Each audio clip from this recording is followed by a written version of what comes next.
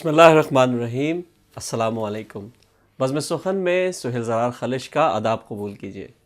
ناظرین، آج کا دن کچھ اتنا خوبصورت دن ہے، کچھ ایسی میرے گھر کی چھت پہ ایسے آفتاب نمودار ہوا ہے، بلکہ ایسے آفتاب نمودار ہوئے ہیں کہ مجھے خود پر بھی یقین نہیں آ رہا کہ میں ایک غزل کا معمولی سا شاعر جس کا کوئی تعارف بھی نہیں ہے، لیکن اس کے گھر پہ ایسے لوگ آئے ہیں، اس کے پروگرام میں ایسے لوگ آئے ہیں جن کا میں صرف خواب دیکھ سکتا تھا.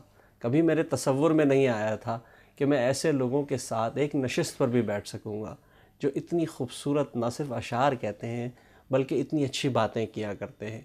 میری مراد ہے آج کے میرے مہمان سے، جن کا تعلق اردو ادب سے اتنا گہرا ہے کہ آج یقینی طور پہ ہم کہہ سکتے ہیں کہ ہم اردو ادب کے ایک بہت گراں قدر شخصیت کے ساتھ یہاں بیٹھے ہیں اور ان کے ساتھ ہم گفتگو کریں گے. آپ نے نظم کے میدان میں، غزل کے میدان میں نہ صرف ایسے کارنامے انجام دیے ہیں، ایسی نظمیں تخلیق کی ہیں جن کو آج تاریخ کا ایک حصہ مانا جاتا ہے. اس کے علاوہ آپ نے ٹی وی کے جو ڈرامے لکھے ہیں، خاص کر کے جو ڈرامہ وارث لکھا تھا، اس ڈرامے نے ایک کلچر کو اصل میں نمایاں کیا، ایک شناخت پیدا کی، بتایا اس وقت جب کہ شاید اتنا آسان نہیں تھا اس سب کو نظم میں یا نثر میں بیان کرنا. ایک ڈرامائی تشکیل دے کر ایک کلچر کی جو نشاندہی کی، وہ آج بھی ہمارے ہاں کلاسکس میں شمار ہوتا ہے. میری مراد ہے نظم کے، غزل کے بہت بڑے شاعر جناب امجد اسلام امجد سے. السلام علیکم سر. وعلیکم السلام. کیسے ہیں سر آپ؟ خیریت سے ہیں؟ اللہ کا کرم جی، اللہ کا بہت. ماشاءاللہ آپ کا بڑا ایک ہیکٹک ٹرپ جا رہا ہے یہاں پہ اور آپ لوگ ماشاءاللہ اس میں لگے ہوئے ہیں. تو میں کچھ پوچھنا چاہوں گا کیونکہ ہماری بڑی خوش نصیبی ہے آج کہ آج آپ ہمارے درمیان موجود ہیں. تو مطلب ابتدائی ہم نے بہت کچھ پڑھا ہے آپ کے بارے میں، دیکھتے آ رہے ہیں، سب کچھ آ رہے ہیں، لیکن میں چاہوں گا کہ ہمارے ناظرین کچھ جان سکے کہ ابتدائی طور پہ شاعری کا رجحان، آپ نے بہرحال اردو لٹریچر میں ماسٹرز کیا اور آپ نے اعزازی نمبروں سے کیا، کیا وہ واقعات تھے، کیا وہ حالات تھے، کیا وہ واقعی کوئی معمولی سی دل کی چوٹ تھی یا کیا تھا جس سے شعر کہنے پہ اکسایا آپ کو؟ لیکن میں آپ سے عرض کروں، عام طور پر ایک بہت مسکنسیپشن سا ہے کہ جی شاعری جو ہے یہ کوئی دل پہ چوٹ لگے تو اس سے ہوتی ہے یا اس طرح کی. وہ چیزیں بھی ہو سکتی ہیں لیکن وہ اس کے لیے شرطیں نہیں ہیں. بنیادی شرط جو ہے وہ ہے موضوع تباہ ہونا. جی. یعنی آپ کی طبیعت میں جو کیڈنس یا ردم یا وزن جس کو ہم کہتے ہیں، اس کی فطری اس کی جیسے گلے میں ووکل کارڈز میں دیکھیں کچھ بچے جو ہیں وہ شروع میں ہی بہت سر میں اور اچھا گاتے ہیں. جی. اور کچھ بچے ٹھیک سے نہیں گا پاتے. تو وہ جو نیچرل ٹیلنٹ ہے جو قدرت ہمیں دیتی ہے، اس کو ہم جتنی جلدی آئیڈینٹیفائی کر لیں، اس کے بعد اس کی قوت کو سمجھ لیں اور اس کی جو ٹیکنالوجی کہنا چاہیے، جو اس کی ٹیکنیکل شرائط ہیں ان سے ساتھ واقفیت ہو، تو پھر وہ آپ کے اندر کا جو قدرتی جوہر ہے وہ چمکنا شروع کر دیتا ہے. اور میں یہ سمجھتا ہوں، جو میرا تجربہ ہے، عام طور پر ٹینز جس کو ہم انگریزی میں کہتے ہیں، 13، 14، 15 برس کی عمر میں بچوں میں بچیوں میں جو صلاحیتیں ہڈن ہوتی ہیں وہ نمایاں ہونا شروع ہو جاتی عام طور پر، ایکسیپشنز کو چھوڑ کے. تو اس وقت اگر ان کو صحیح گائیڈنس مل جائے، صحیح ایکسیس مل جائے اور اپنا اظہار کا، تو پھر وہ جو ارلی انٹر ہوتے ہیں تو ان کو پھر شہرت یا کمال تک پہنچنے میں وقت کم لگتا ہے. میں اس اعتبار سے اپنے آپ کو بہت خوش نصیب سمجھتا ہوں کہ مجھے بہت چھوٹی عمر سے ہی ریکگنیشن ملنا شروع ہو گئی. جب میں اسکول کی جماعتوں میں تھا، مثلا میرے چھٹی کے مجھے یاد ہے، چھٹی جماعت میں بزم ادب کا ایک پیریڈ ہوتا تھا، تو میرے ٹیچر نے میرا نام رکھا ہوا تھا کہانیوں کی مشین. اچھا. تو وہ کہا کرتے تھے چل بھی کہانیوں کی مشین شروع ہو جا. تو اس کا مطلب یہ ہے کہ وہ جو کہانی سنانے کا ٹیلنٹ تھا وہ کہیں مجھ میں تھا. میں تو اتنا چھوٹا تھا کہ میں اس کو سمجھ نہیں سکتا تھا، لیکن میرے ٹیچر کی نظر، جو بڑوں کی نظر ہوتی ہے، وہ سمجھ لیتے ہیں. تو اب یہ جو کہانی سنانا ہے، میری ایک ہی خالہ تھیں وہ بیچاری بچپن میں ہی آنکھوں سے بصارت سے محروم ہو گئی. تو وہ ہمیں بچوں کو کہانیاں بٹھا کے بہت سنایا کرتی تھی. تو میں ان کی وہی کہانیاں جو سنتا تھا ان کو تھوڑا سا ری ایڈٹ کر کے تھوڑا سا آگے پیچھے کر کے وہ اسکول میں اپنے نام سے چلا دیتا تھا ایک طرح سے. تو وہ اس سے یہ ہوا کہ ایک تو جو میرا اسٹیج فرائٹ ہے وہ بہت ارلی ایج میں ختم ہو گئی, بلکہ میں نے کبھی اس کا شاید سامنا ہی نہیں کیا. پھر کمیونیکیشن کی جو سکلز ہیں وہ ڈیولپ ہوتی ہیں جب آپ ایک کہانی کو 2 3 4 بار سناتے ہیں ڈفرینٹ آڈینس اور ڈفرینٹ موڈز کے لوگوں میں. تو یہ وہ چیزیں ہیں جو آپ کو آگے چل کے آپ کے کام آتی ہیں کہ آپ نے اپنی آڈینس کے ساتھ کمیونیکیٹ کس طرح سے کرنا ہے, اور پھر یہ ہے کہ آپ کی جو ٹارگٹ آڈینس ہے وہ ہے کیا, اور جس فیلڈ میں آپ ہیں اس فیلڈ میں آپ جتنا بھی ریسرچ کریں گے, کام کریں گے, اس کی ہسٹری کو جانیں گے, وہ سب کے سب آپ کی اسٹرینتھ طاقت بنتے جائیں گے. تو مجھے جیسا میں نے آپ سے عرض کیا کہ مجھے خوش قسمتی یہ رہی کہ اسکول کی جماعتوں سے, پھر کالج میں بھی میں رسالے کا ایڈیٹر ہو گیا, بزم فروغ اردو ہوتی تھی اس کا میں سیکٹری ہو گیا, پھر اتفاق سے بی اے میں میرا اردو میں اسکالرشپ آ گیا, تو میں ایم اے اردو میں داخل ہوا. تو ایم اے اردو میں داخل ہونے کے بعد بھی ایکیڈیمکلی بھی خاصا میرا کیریئر اچھا رہا. تو اس میں یہ ہوا کہ وہ جو ایک شاعری کے ساتھ ربط اور تعلق تھا وہ بہت چھوٹی عمر سے, یعنی فرسٹ ایئر سیکنڈ ایئر میں میری چیزیں چھپنا شروع ہو گئی تھی, اگرچہ وہ ظاہر ہے بچکانہ نوعیت کی تھی لیکن وہ تھیں وزن میں, ٹیکنیکلی ٹھیک تھی. تو اس سے پھر آگے یہ سلسلہ جو ہے وہ چلتا رہا, اور پھر ایم اے کرنے کے بعد اس زمانے میں نیا نیا ٹی وی آیا تھا, تو میں نے ٹی وی کے لیے ڈرامے بھی کچھ لکھنا شروع کیے.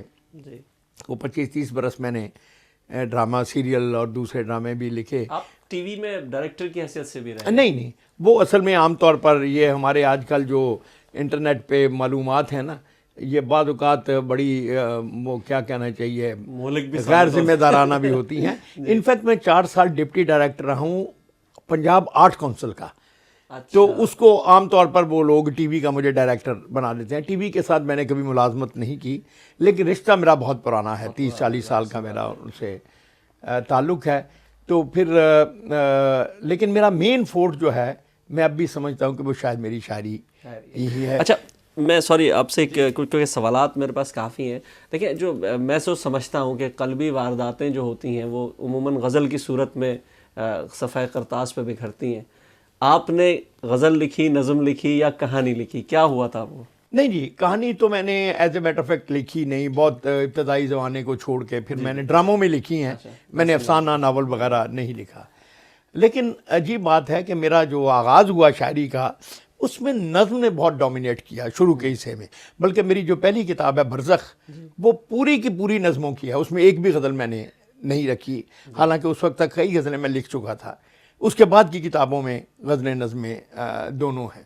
تو میں یہ سمجھتا ہوں کہ شاید میری طبیعت میں ایک جس کو نظم و ضبط اب کہتے ہیں یا ڈسپلن کہتے ہیں, وہ کہیں بلٹ ان تھا شروع سے. چنانچہ وہی چیز آگے چل کے اس نے مجھے ڈرامے میں مدد دی کہ ڈرامے میں بھی ایک اوپننگ ہوتی ہے, ایک اس کی ڈیولپمنٹ ہوتی ہے, کہ اس کا کریسینڈو یا کہہ لیجیے کلائمیکس ہوتا ہے. تو نظمیں میں بھی اس طرح کی ایک جڑی ہوئی کہانی ہوتی ہے. تو ان دونوں چیزوں نے مل جل کر مجھے زیادہ آسانی فراہم کی. اس کے بعد پھر میں نے غزلیں بھی, اب تو میری 15 کتابیں شاعری کی چونکہ آ گئی ہیں, تو ان میرے جو کلیات ہیں اتنے موٹے موٹے ہو گئے ہیں کہ اب میرا نظموں کا کلیات تقریباً 1000 صفحے کا میرے بھی ہیں کچھ خواب کے نام سے ابھی چھپا ہے, نیا ایڈیشن اس کا سنگ میل والوں نے چھاپا. اسی طرح غزلوں کا ہم اس کے ہیں کے نام سے علیحدہ, تو یہ تقریباً سمجھ لیجئے بڑے سائز کے کوئی 1500 صفحے جو ہیں وہ ان پر یہ پھیلا ہوا ہے. تو باقی ملا جلا کے تو ماشاءاللہ میری اب کوئی 63 کے قریب چھپی ہوئی کتابیں ہو گئی ہیں. اس میں کالم بھی ہیں, ڈرامے بھی, سفر نامے بھی, اور ظاہر شاعری تو ہے. جی ظاہر سی بات ہے. تو اچھا, جیسے آپ کی نظموں نے ایک بہرحال ایک راج کیا ہے اور اب بھی الحمدللہ کر رہی ہے. آپ اگر کچھ ہمیں اگر کچھ ہلکی پھلکی نظم اگر سنا سکیں, لیکن میری فرمائش تھی اگر آپ کو یاد ہو, اگر کبھی جی میں ضرور آپ کو سناتا. لیکن اس کے ساتھ میں ایک بات ضرور خصوصاً ان نوجوان سے، بچوں بچیوں سے جو شاعری کرنا چاہتے ہیں اور نظم میں شاعری کرنا چاہتے ہیں، ایک بات میں ضرور عرض کروں گا کہ شاعری کا جو بنیادی جوہر ہے جی وہ اس کی موسیقیت ہے، نغمگی ہے۔ بے شک بالکل اگر آپ نے کوئی فلسفیانہ بات کرنی ہے تو آپ فلسفے پر مضمون لکھ لیں، بہت اچھی بات نظم کرنا ہے تو پھر نظم کے اس سے، تو نظم ایک خاص طرح کی ملائمیت، ایک خاص طرح کی موسیقیت مانگتی ہے۔ پرٹیکولرلی آزاد نظم جو ہے، فری ورس جس کو ہم کہتے ہیں، یہ یورپ سے آئی ہمارے یہاں، لیکن عام لوگ اس کو پروز پوئٹری سے یعنی نثری نظم سے کنفیوز کر دیتے ہیں۔ جی آزاد نظم جو ہے یہ نثری نہیں ہوتی، یہ پراپر میٹر میں ہوتی ہے، وزن میں ہوتی ہے، صرف اس کے میٹر کی جو آپ کہہ سکتے ہیں در و بست وہ ذرا ڈیفرنٹ تھوڑا سا ہوتا ہے۔ پرانی شاعری میں یا نظم میں سارے مصرے ایک سائز کے ہوتے تھے، لیکن آزاد نظم میں ہم یہ کرتے ہیں کہ اس کو اپنے سپیچ ردم کے قریب لانے کے لیے کچھ ٹکڑا بڑا کر دیا، کچھ چھوٹا کر دیا۔ جیسے فیض صاحب کی نظم ہے، تم میرے پاس رہو میرے قاتل میرے دلدار میرے پاس رہو، جس گھڑی رات چلے آسمانوں کا لہو پی کے سیاہ رات چلے، بین کرتی ہوئی ہنستی ہوئی گاتی نکلے، درد کے کاسنی بازی بجاتی نکلے، تم میرے پاس رہو میرے قاتل میرے دلدار میرے پاس رہو۔ اب اس کا جو میوزیکل سٹرکچر ہے وہ آپ دیکھیں، لیکن اس کی لائنیں چھوٹی بڑی ہیں، پاس رہو، تم میرے پاس رہو میرے قاتل میرے دلدار میرے پاس رہو۔ تو یہ چیزیں جو ہیں میں نے بھی کوشش کی ہے اپنی نظموں میں کہ یہ جو ایلیمنٹ ہے، کیونکہ دیکھیں موسیقیت کے ایلیمنٹ میں ایک خوبی اور ہے کہ یہ آپ کی میموری میں جو ہے اس کو ڈائریکٹ ٹچ کرتا ہے اور آپ کو یہ یاد ہو جاتی ہیں، میموریبل ہو جاتی ہیں۔ تو میں نے کوشش کی یہ نظم جس کا ذکر آپ نے کیا، نظم سے پہلے اسی سے جڑا ایک سوال میرے ذہن میں آیا کہ کیونکہ آپ استاد یہاں بیٹھے ہیں اور میں چاہتا ہوں اگر آپ کہیں گے تو وہ ایک تاریخ کا حصہ بھی بن جائے گا۔ بہت سے لوگوں نے یہ کہا کہ آزاد نظم یا نثری نظم یا نظم بھی یہ فرار ہے، کیونکہ ردیف قافیے کی پابندی سے آپ الگ ہٹ جاتے ہیں۔ تو جس زمانے میں آپ نے لکھنا شروع کیا اس وقت تو آپ کو کافی پریشانی؟ پہلی بات تو یہ میں اسے اصولی طور پر اس سے میں ڈیفر کرتا ہوں، یہ ایسا ہے ہی نہیں ہے۔ ردیف قافیے کی پابندی ہو اور شاعری نہ ہو تو کیا فائدہ اس پابندی کا؟ تو ردیف اور قافیہ یہ تو مطلب آپ سمجھ لیجیے نا کہ یہ تو وہ ایک زمین کا قطع ہے، اس کے اندر عمارت تو ہم نے بنانی ہے نا، عمارت تو اس نے نہیں بنانی۔ تو اس لیے یہ جو نظم ہے یہ بنیادی طور پر آپ دیکھیں کہ جیسے یہاں انگریزی میں آپ دیکھتے ہیں کہ چوسر شیکسپیئر وغیرہ کا زمانہ ہے 16ویں 15ویں 16ویں صدی کا، اس کے بعد پھر رومانٹکس آئے جو پوری دنیا میں مشہور ہے، شیلے ہے، کولریج ہے، بائرن ہے اور دوسرے شاعر ہمیں نظر آتے ہیں۔ تو اس کے بعد پھر ماڈرن ایج کے ٹی ایس ایلیٹ وغیرہ شاعر آئے۔ اسی طرح اگر آپ اردو میں دیکھیں گے تو اردو پہ اثر تھا عربی اور فارسی کا۔ بالکل۔ تو ہمارے جو اولین شروع کے شاعر تھے ان کی شاعری میں عربی اور فارسی اور ہندوستان کی جو مقامی زبان جہاں بھی وہ ہوتے تھے، مثلا ولی دکنی کی زبان پہ آپ کو دکن کا اثر جو ہے وہ نظر آئے گا۔ شمالی انڈیا میں جب ہم آئے جس میں میر تقی میر اور خواجہ میر درد و سودا آئے تو وہاں کی زبان جو ہے، اور پھر یہ اسی طرح آگے چلتی ہوئی لکھنؤ کی طرف جب گئی تو ایک اس کا پیٹرن بنا، پھر پنجاب کی طرف آئی تو اس کا ایک اور پیٹرن جو ہے وہ بنا ہے۔ لیکن جو کامن چیز ہے سب میں وہ یہی ہے کہ اس میں ایک تو تھاٹ ہے اور دوسری اس کی جو موسیقیت ہے، اس کے جو کہنے کا انداز ہے جو ہمارے اساتذہ نے بڑے لوگوں نے کیا، وہ خوبی ہے جس کی وجہ سے یہ شعر آج بھی ہمیں یاد رہتے ہیں۔ جی اب میں اگر آپ جی ہاں دیکھیں اب یہ نظم ہے، یہ میری ابتدائی نظموں میں سے ہے، لیکن اس میں بھی میں نے یہ نیٹ ویٹ پہ بھی بہت چلتی رہتی ہے۔ تو یہ کچھ اس طرح سے ہے، اس کا عنوان ہی ہے محبت کی ایک نظم۔ اگر کبھی میری یاد آئے تو چاند راتوں کی نرم دلگیر روشنی میں کسی ستارے کو دیکھ لینا، اگر وہ نخلے فلک سے اڑ کر تمہارے قدموں میں آ گرے تو یہ جان لینا وہ استعارہ تھا میرے دل کا۔ تو جان لینا وہ استعارہ تھا میرے دل کا، اگر نہ آئے مگر یہ ممکن ہی کس طرح ہے کہ تم کسی پر نگاہ ڈالو تو اس کی دیوار جاں نہ ٹوٹے، وہ اپنی ہستی نہ بھول جائے۔ واہ کیا بات! اگر ستاروں میں اوس قطروں میں خوشبوؤں میں نہ پاؤ مجھ کو تو اپنے قدموں میں دیکھ لینا، میں گرد ہوتی مسافتوں میں تمہیں ملوں۔ واہ واہ! کہیں پہ روشن چراغ دیکھو تو جان لینا کہ ہر پتنگے کے ساتھ میں بھی بکھر چکا ہوں. واہ واہ واہ. کہیں پہ روشن چراغ دیکھو تو جان لینا کہ ہر پتنگے کے ساتھ میں بھی بکھر چکا ہوں. تم اپنے ہاتھوں سے ان پتنگوں کی خاک دریا میں ڈال دینا. میں خاک بن کر سمندروں میں سفر کروں گا. کسی نہ دیکھے ہوئے جزیرے پہ رک کے تم کو صدائیں دوں گا. سمندروں کے سفر پہ نکلو تو اس جزیرے پہ بھی اترنا. سمندروں کے سفر پہ نکلو تو اس جزیرے پہ بھی اترنا. واہ واہ واہ، کیا بات ہے، بہت خوب ماشاءاللہ. جو آپ کی نظم کا انداز ہے یہ اس کے اندر خود اتنا آہنگ اور موسیقی موجود ہے کہ کسی نے بھی اس کو اگر گا لیا تو وہ ویسے ہی امر ہو جائے گا. تو یہ تو بہرحال ہے. اچھا سر، میں پوچھنا آپ سے چاہوں گا، کیونکہ ظاہر ہے شاعری تو ہم سنتے رہیں گے آپ کی، لیکن سوالات بڑے ضروری ہیں. جو اس وقت ادبی پس منظر ابھی جو ہمیں دیکھ رہے ہیں، ہمیں نظر آ رہا ہے، منظر نامہ نظر آ رہا ہے، خاص کر کے پاکستان کے حوالے سے، برطانیہ پر بھی ہم بات کریں گے، کہ بہت ماشاءاللہ لوگ آ رہے ہیں اور شعر بھی کہے جا رہے ہیں، اشعار بھی ہو رہے ہیں، کتابیں بھی چھپ رہی ہیں. کیا واقعی اچھا ادب تخلیق ہو رہا ہے؟ نوجوانوں تک پہنچ رہی ہے کوئی بات، یا نوجوان آ رہے ہیں اس حوالے سے؟ جی ہاں، میں تو ویسے ہی بڑا آپٹیمسٹ آدمی ہوں اور زندگی کے ارتقاء پہ بہت یقین رکھنے والا ہوں. دیکھیے، خلا سائنس کا پرنسپل بھی ہے کہ ویکیوم نہیں رہتا. جی. خلا کو کسی نہ کسی چیز نے فل کرنا ہوتا ہے.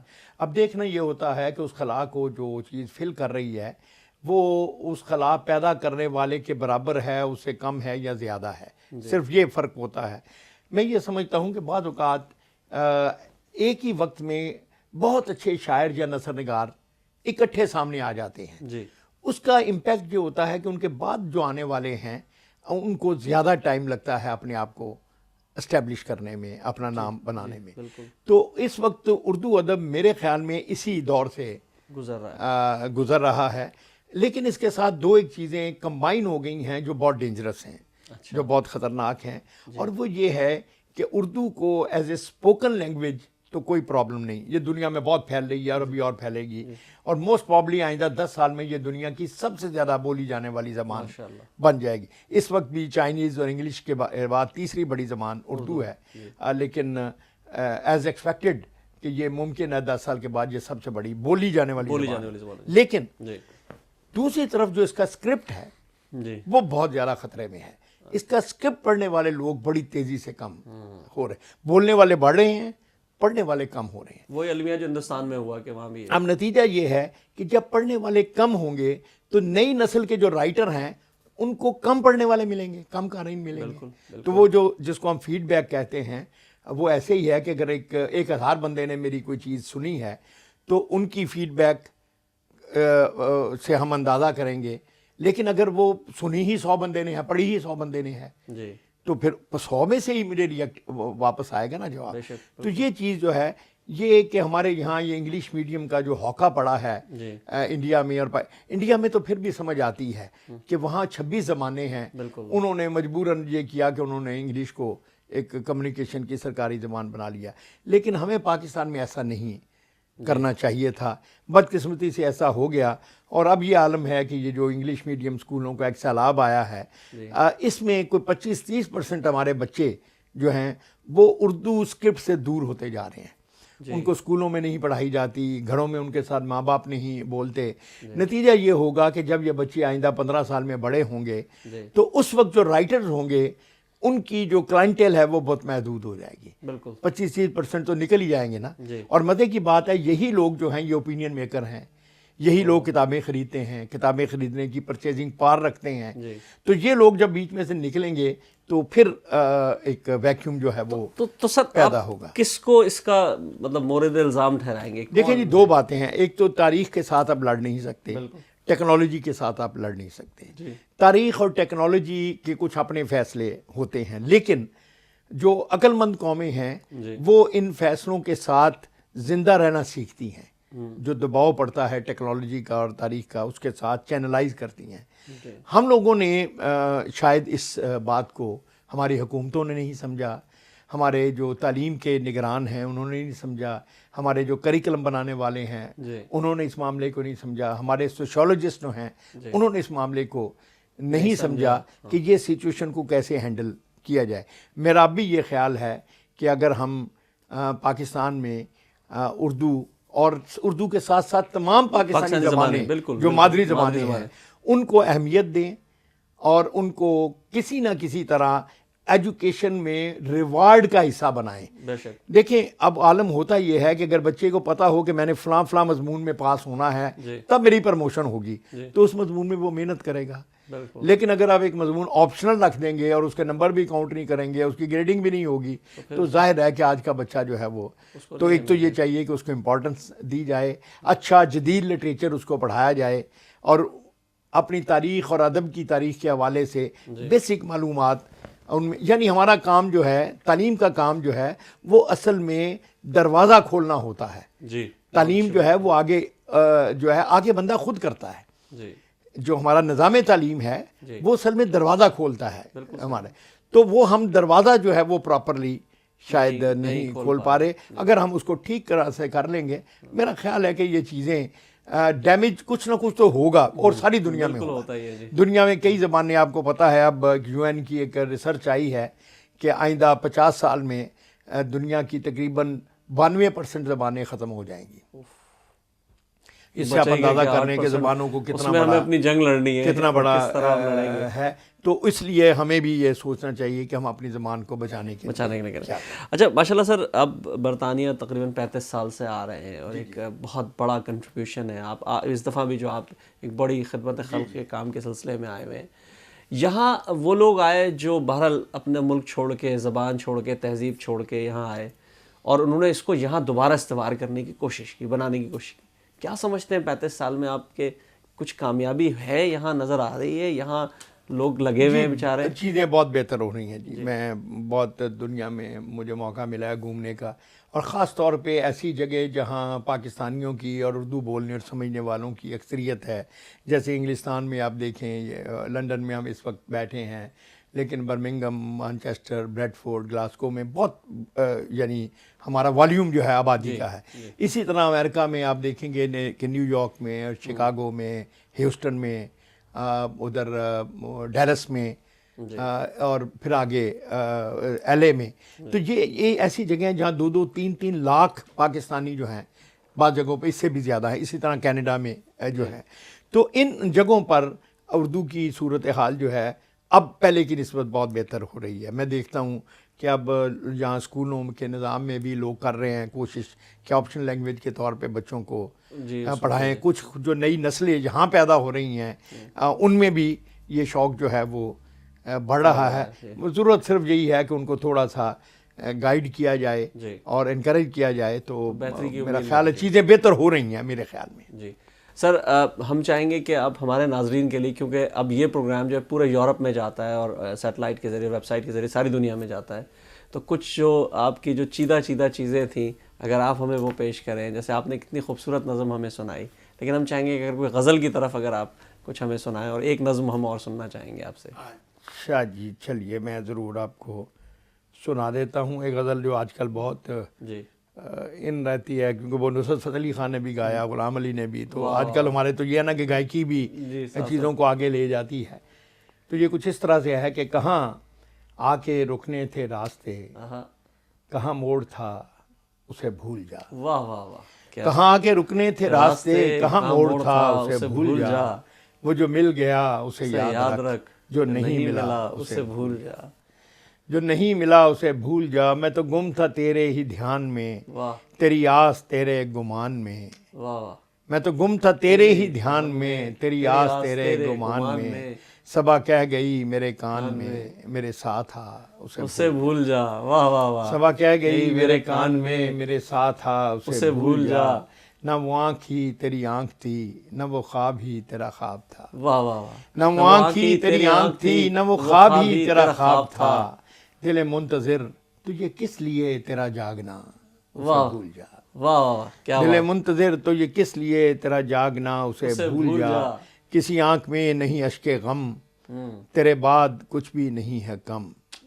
کسی آنکھ میں نہیں اشک غم, تیرے بعد کچھ بھی نہیں ہے کم. تجھے زندگی نے بھلا دیا, تو بھی مسکرا اسے بھول جا. واہ واہ واہ. وہ تیرے نصیب کی بارشیں کسی اور چھت پہ برس گئیں. وہ تیرے نصیب کی بارشیں کسی اور چھت پہ برس گئیں. دل بے خبر میری بات سن, اسے بھول جا. اسے بھول جا. واہ واہ, بہت خوب, بہت بہت خوب. امجد صاحب, میں چاہوں گا کہ اگر آپ ایک نظم ہمیں اور سنائیں. جی میں ضرور آپ کو ایک ایسی نظم سناتا ہوں جس کا مخاطب جو ہے ہماری نوجوان نسل ہے. پیغام بھی ہو جائے گا آپ کی طرف سے. جی ہاں, کہ وہ چھوٹی سی نظم ہے, اس کا عنوان ہے عمر کی سیڑھیاں. جی. ہاں سنو دوستو, جو بھی دنیا کہے اس کو پرکھے بنا مان لینا نہیں. واہ. ہاں سنو دوستو, جو بھی دنیا کہے اس کو پرکھے بنا مان لینا نہیں. ساری دنیا یہ کہتی ہے پربت پہ چڑھنے کی نسبت اترنا بہت سہل ہے. واہ. ساری دنیا یہ کہتی ہے پربت پہ چڑھنے کی نسبت اترنا بہت سہل ہے. کس طرح مان لیں, تم نے دیکھا نہیں سرفرازی کی دھن میں کوئی آدمی جب بلندی کے رستے پہ چلتا ہے تو سانس تک ٹھیک کرنے کو رکتا نہیں. واہ واہ واہ واہ. کس طرح مان لیں, تم نے دیکھا نہیں سرفرازی کی دھن میں کوئی آدمی جب بلندی کے رستے پہ چلتا ہے تو سانس تک ٹھیک کرنے کو رکتا نہیں. اور اسی شخص کا عمر کی سیڑھیوں سے اترتے ہوئے پاؤں اٹھتا نہیں. واہ واہ واہ, کیا بات. اور اسی شخص کا عمر کی سیڑھیوں سے اترتے ہوئے پاؤں اٹھتا نہیں. اس لیے دوستو, جو بھی دنیا کہے اس کو پرکھے بنا مان لینا نہیں. واہ واہ واہ, کیا بات ہے. بہت خوب, بہت خوب. ناظرین, آپ نے دیکھا امجد اسلام امجد صاحب موجود تھے ہمارے یہاں, اور انہوں نے ایک مصرع پڑھا کہ وہ تیرے نصیب کی بارشیں کسی اور چھت پہ برس گئیں. میں یقیناً جانتا ہوں کہ یہ میرے ہی نصیب کی بارش تھی جو میرے ہی چھت پہ برسی ہے. امجد صاحب آپ کا بہت بہت شکریہ, آپ کا اس پروگرام میں آنے کا. بزم سخن اسلام چینل اردو آپ کا بہت بہت شکر گزار. بہت بہت اپنی دعاؤں میں یاد رکھیے گا, اور سب ناظرین جو ہیں جو اس پروگرام کو دیکھ رہے ہیں ان کو میرا سلام بھی ہو, اور اللہ تعالیٰ ان کو عافیت اور سکون سے رکھے. بہت شکریہ. ناظرین, انشاءاللہ آپ سے اگلے ہفتے پھر ملاقات ہوگی. اپنا بہت خیال رکھیے گا. آداب عرض ہے.